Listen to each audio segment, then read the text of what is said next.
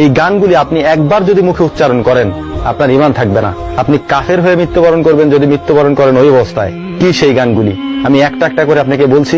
আমি জানি আমি বলার সাথে সাথে আপনি মনে মনে বলবেন আরে এই গান তো আমি প্রতিদিনই গাই। তো চলুন কোন গান আপনারা প্রতিদিন গান প্রতিদিন শুনতে থাকেন কিন্তু আপনার ভেতরে এই জিনিস কখনো উপলব্ধি হয়নি যে এটি শিরকে ভরপুর। এক নম্বরে যে গানের লিরিক্সটা আমি শুনেছি সেটি হলো তুঝমে রব দেখতা হে ইয়ারা মে ক্যা করু। তোমার মধ্যে আমি রবকে দেখতে পাই, বলো হে প্রিয় বন্ধু আমি কি করব। একজন মানুষের মধ্যে মানুষ আল্লাহকে দেখে, সৃষ্টিকর্তাকে দেখে। কথাটা কোনোভাবে এদিক ওদিক করা যাবে না, সরাসরি গানে যেভাবে বলা হয়েছে আমি আপনাকে সেভাবে বললাম। আমি আর তোমার মধ্যে তোমাকে দেখি না, তোমার মধ্যে আমি রবকে দেখি, তোমার মধ্যে আমি রবের চেহারা দেখি। এই কথা যদি কেউ বলে তার ঈমান থাকে। যাই হোক, এটা তো গেল প্রথম কলি। এবার আসা যাক দ্বিতীয় কলিতে। সাজদে সর ঝুকতা হে ইয়ারা মে ক্যা করু। তোমাকে দেখলে আমার মাথা সেজদায় অবনত হয়ে আসে, বলো হে প্রিয় বন্ধু আমি কি করতে পারি। এখানে বন্ধু তো আর হবে না, আমি তো একটু শুদ্ধ ভাষা ইউজ করতে গিয়ে বন্ধু বলেছি। আপনি তো আর বন্ধু বলবেন না, আপনি কি বলবেন? আপনি বলবেন হে প্রিয়তমা, হে প্রিয়সী। এই তো, তাই না? তো প্রথম কলিতে ছিল তোমার মধ্যে আমি রবকে দেখতে পাই, বলো আমি কি করতে পারি। দ্বিতীয় কলিতে আপনি বলছেন তোমাকে দেখলে আমার মাথা সেজদায় অবনত হয়ে আসে, বলো আমি কি করতে পারি। তোমার যত প্রিয়জনই হোক, যত আপনজনই হোক, তাকে দেখে যদি তোমার মাথা সেজদায় অবনত হয়ে আসে তাহলে তোমার এই অবনত হওয়া মাথাটা কবরে যাওয়ার পর ফেরেশতারা দুর্মুজ দিয়ে ভর্তা বানাবে। মনে রাখো সেজদা হবে একমাত্র আল্লাহর জন্য। আমি জানি এসব কথা বলার কোনো মানেই হয় না, কারণ এই গানগুলি শিরকে ভরপুর, এটা আপনিও জানেন আমিও জানি, কিন্তু তারপরেও আমরা গাই। কোন মানুষকে দেখে যদি আপনি মনে মনে চিন্তা করেন যে তোমাকে দেখলে আমার মাথা সেজদায় অবনত হয়ে আসে, বলো হে প্রিয় বন্ধু, বলো হে প্রিয়তমা আমি কি করতে পারি, তাহলে ওইটা আপনার মাথা না, ওইটা গাধার মাথা। কারণ কোন প্র্যাকটিসে মুসলিমের মুখ থেকে এই শব্দ উচ্চারণ হওয়ার কথা না। যাই হোক, এটি হলো এক নম্বর গান। এবার আসি দ্বিতীয় নম্বর গানে। কয়েকদিন আগে টিকটকে একটি গান খুব চলছিল, সেটি হচ্ছে গড আল্লাহ আর ভগবান মিলকে বানায় এক ইনসান। যাই হোক, আমি হিন্দি টিন্দি অত পারিটারি না, যাই হোক যতটুকু আমি বুঝছি আর কি, গড আল্লাহ আর ভগবান এই তিনজনে মিলে একজন মানুষকে বানিয়েছেন। তিনি হচ্ছেন সিনেমার ওই যে ঋত্বিক রোশনকে বানাইছেন তিনজনে মিলে। আল্লাহ, ভগবান আর হচ্ছে গড, এই তিনজনে মিলে একজন মানুষকে বানাইছেন। আপনি শিরকের সংজ্ঞা জানেন? যদি না জানেন আমি আপনাকে জানাই দিই। শিরকের সংজ্ঞা হচ্ছে আল্লাহ তাআলার সাথে কাউকে শরীক করা। এখানে কি করা হলো, এই গানটি আমি আপনাকে বলে রাখি একটা জিনিস। মালদ্বীপে এই গানটি যখন রিলিজ হয়, এই গানটি রিলিজ হওয়ার পরে মালদ্বীপে এই গানটিকে নিষিদ্ধ করে দেওয়া হয়। মালদ্বীপ এই এতটুকু একটি রাষ্ট্র, আমার ভারতের পাশের একটি রাষ্ট্র, এতটুকু একটি রাষ্ট্র, সেই দেশে মুসলিম প্রধান দেশটিতে এই গানটিকে নিষিদ্ধ করে দেওয়া হয়। এই গানটি সে দেশে চলবে না এটি বলা হয়। আমাদের দেশে অবশ্য চলছে, আমরা তো আবার আল্ট্রা মডার্ন, আমরা এগুলো শুনতেই পারি। আমাদের কাছে খুব ভালোই মনে হয়, শুনতে কত সুন্দর সুর দিয়ে গানগুলো আমাদের কাছে উপস্থাপন করা হয়, মানে আমাদের কানের কাছ পর্যন্ত পৌঁছায় দেওয়া হয় আর কি।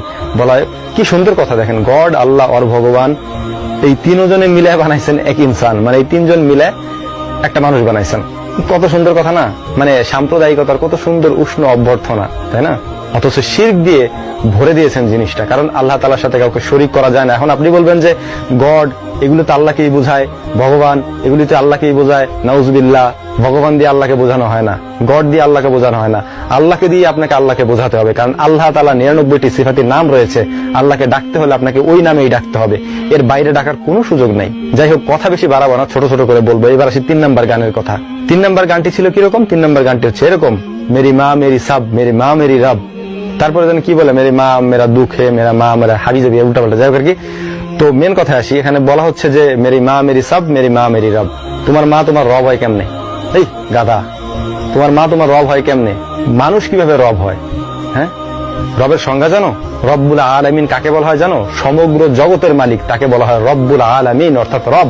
বেটা মূর্খ, বুঝো না কিছু না, এগুলো নিয়ে লাফাইতে থাকো সারাদিন, টিকটকে ভিডিও বানাইতে থাকো। একটা কথা স্পষ্ট করে মনে রাখো ভাইজান, শোনো, একটা কথা তোমার স্পষ্ট করে মনে করাই দেই। ইবাদতের ক্ষেত্রে বলো, মানার ক্ষেত্রে বলো, যে কোনো ক্ষেত্রেই তুমি বলো না কেন, আল্লাহ তাআলার উপাসনা ছাড়া কোনো উপায় নাই, কোনো কিছুতে তোমার মুক্তি মিলবে না। আল্লাহ তাআলার পরেই আল্লাহ তাআলা তোমার বাপ মার কথা বলে নাই, আল্লাহ তাআলার পরে আল্লাহ তাআলা বলছেন আল্লাহ রাসূল সাল্লাল্লাহু আলাইহি ওয়াসাল্লামের কথা, এর পরে এসে গিয়ে বলছেন বাবা মার কথা। অর্থাৎ 3 নম্বরে প্রথমে আল্লাহ, তারপরে রাসূল সাল্লাল্লাহু আলাইহি ওয়াসাল্লাম, এরপরে তোমার বাবা মা। আর তুমি তোমার মাকেই রব বানিয়ে দিয়েছো। ইসলাম তোমাকে এত আবেগী হতে বলে নাই। মায়ের সম্মান সম্পর্কে ইসলাম, মায়ের কদর সম্পর্কে ইসলাম যতটুকু আমাদেরকে শিখিয়েছে, আমাদেরকে জানিয়েছে, কোনো ধর্মেই এতটা বলা হয় নাই। মায়ের সম্মান সম্পর্কে এত বিস্তর করে দেওয়ার পরও তোমাকে এই পর্যন্ত আবেগ দিয়ে ঠেলতে বলা হয় নাই। তুমি কেন ঠেলো? হ্যাঁ মূর্খ কোথাকার, ঠেলতে ঠেলতে নিজেকে তো জাহান্নামের দিকে নিয়ে যাচ্ছ। তুমি জানো না শিরক যে করবে, শিরকের গুনাহ কোনোদিন ক্ষমা হবে না। তওবা করে যদি তুমি ফিরে না আসতে পারো, ওই অবস্থায় মারা গেলে থাকার জায়গা জাহান্নাম, এরপর আসে আরেকটা গুরুত্বপূর্ণ বিষয়, আর সেটি হলো টিকটকে কিছু গান চলে, আরবি গান, মানে আরবি শব্দের গান আর কি। ধুমধার একটা মিউজিক দেওয়া হয়, তার পিছনে মানে ডিজে মিজে হাবিজাবি দিয়ে একটা গান দেয়, কিন্তু ওই গানের শব্দগুলি আরবি। এটা দিয়ে অনেককে আমি দেখেছি ভিডিও বানাইতে, মানে সুন্দর সুন্দর ভিডিও তারা বানাচ্ছেন, এবং আমরা তাদেরকে ইসলামের শেহজাদা, ইসলামের শেহজাদি, আপনাকে দেখলে আমার ইসলামের শেহজাদির কথা মনে পড়ে যায়, আপনি ইসলামের শেহজাদি, আপনি ইসলামের শেহজাদা, ভাই আপনার বিগ ফ্যান ভাই। খোঁজ নিয়ে দেখছো এই গানগুলোর অর্থ কি দাঁড়ায়? ম্যাক্সিমাম গান আমি যেগুলি শুনেছি আর যে গানগুলি আমি দেখেছি, ওই গানগুলি পরে ইউটিউবে আমি সার্চ দিয়ে বের করেছি, এবং এর আরবি অর্থগুলি বাংলা গানের থেকে, বাংলা অশ্লীল গানের থেকেও জঘন্য। শুনলে তুমি যদি রুচিশীল মানুষ হও, তোমার বমি চলে আসবে যে এত অশ্লীল এই সব গানের অর্থগুলি। কিন্তু ওই যে আরবি শব্দ আছে, আরবি মানেই তো ইসলাম, ইসলাম মানেই তো মানে একটা মানুষের একটা সেন্টিমেন্ট, তাই না? ওইটা নিয়ে আমরা মানুষকে চালাই দিই। এই হচ্ছে আমাদের অবস্থা। কি আর বলবো ভাই, যে যেমনে চলে সেটা নিয়ে চলতে হয়, কারো কিছু বলাও যায় না। ভাই যদি আমি কিছু বলতে চাই তাহলে বলবে যে ভাই আপনি ইসলামের বিরুদ্ধে কথা বলতেছেন, ওইগুলো তো ইসলামিক গান, ইসলামের গানের বিরুদ্ধে আপনি কেন কথা বলেন? হ্যাঁ আপনি মিয়া ভালো না, হ্যান ত্যান হাবি যাবি। যাই হোক, আমার ভালো হওয়ার দরকার নেই, তুমি অন্তত এই শিরকি গানগুলো থেকে বেঁচে থাকো। আমি তোমার ভালোর জন্য বলতেছি, আর নাহলে কিয়ামতের দিন আল্লাহ তাআলা আমারে ধরে জাহান্নামে আগে দিবে যে তুই তো জানতে বেটা, তুই বলস নাই কেন, তাই না? এজন্য আমি আমার দায়িত্ব বলে দিলাম, মানা না মানা, বলা না বলা তোমার ব্যাপার। আল্লাহ তাআলা আপনাদেরকে ভালো রাখুন, সুস্থ রাখুন, এবং এইসব শিরকি গান থেকে বেঁচে থাকার তৌফিক দান করুন। ওয়া মা তৌফিকা ইল্লা বিল্লাহ। নাসরুম মিনাল্লাহ, ফাতহুল কারীম।